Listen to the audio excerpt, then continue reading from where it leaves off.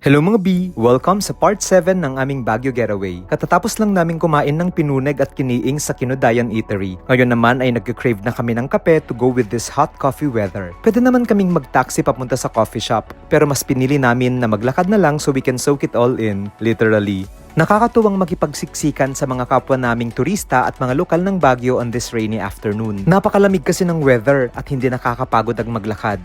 Kahit pa according sa Waze, higit 1 kilometro ang kailangan naming lakarin. Dito pala kami sa Victoria Bake Shop magkakape at bibili ng mga panghimagas. We've heard so many good reviews sa bake shop na to at alam naming masarap yung mga pastries nila. Iba't ibang klase ng mga tinapay, cakes at sweets ang nakadisplay sa kanilang mga shelves. Hirap na hirap kami tuloy pumili ng bibilhin. Cream puffs daw ang best seller nila dito na talaga namang pinipilahan. Pumila na din kami bago pa kami maubusan ng cream puffs dahil lahat daw ng flavors nila are selling like hotcakes. Sa dami ng mga parokyano, kailangan mo munang mag-secure ng number at magbayad bago nila i-prepare yung mga orders mo. Habang hinihintay matawag, pumili na kami ng mga flavors ng mga bibilhin namin para hindi na mahirapan yung staff sa pagbuo ng aming box of assorted goodies. Hindi na din pala kami bumili ng kape sa Victoria's kasi talagang punuan yung shop nung time na pumunta kami. Sakto at may nadaanan kaming Dunkin Donuts on our way back to the hotel. Kaya solve na kami agad.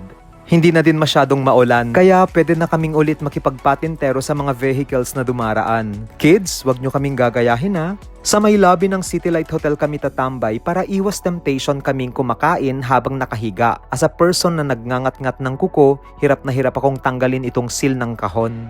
Box of 8 pala itong binili namin para matikman namin lahat ng flavors para alam na namin kung anong flavors ang the best na pampasalubong. Itong matcha cream puff ang unang pinili ko. Meron itong chocolate matcha drizzle na hindi masyadong matamis. Nalalasahan talaga yung dahon-dahon flavor ng matcha filling without it being too overpowering at mapait. As a matcha lover, pasado sa amin ang cream puff flavor na to.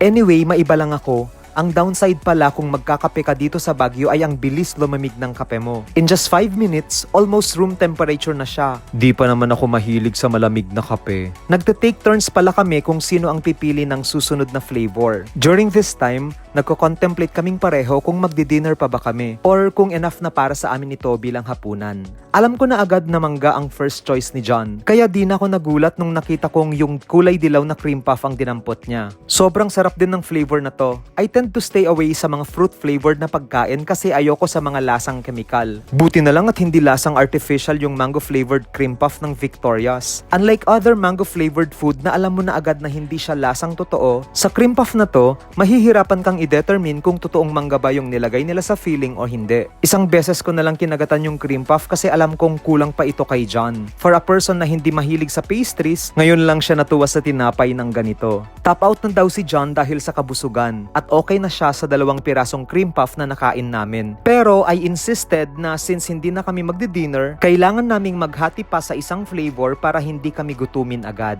Itong strawberry ang napili ko. When in Baguio, diba? Binigyan ko si John ng konti pero di na daw niya talaga kaya. In fairness sa Victoria's, 3 out of 3 puros winner yung mga nabili namin.